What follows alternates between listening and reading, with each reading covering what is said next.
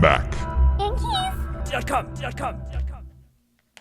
To remove your F8 key, you're going to take your tool, stick it underneath the bottom edge here, and then you're going to take your finger and hold down on the top part of this key as you slowly come back to pop that key off.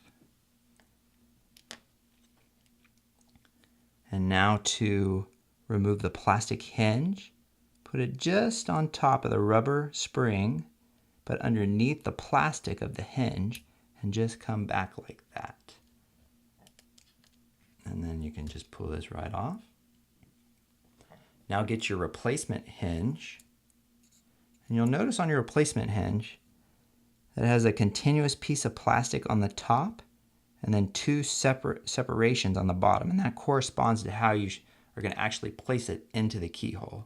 So let's do that now. And just drop that into place.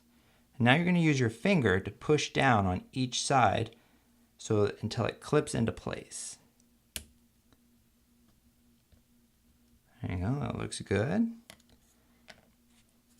Now you're going to take your replacement F8 key, just stick it right on top there. We're going to push down with our finger until it clips into place. And kind of roll it, make sure they've all clipped in. And you've installed your F8 key. Mac. Yankees.com.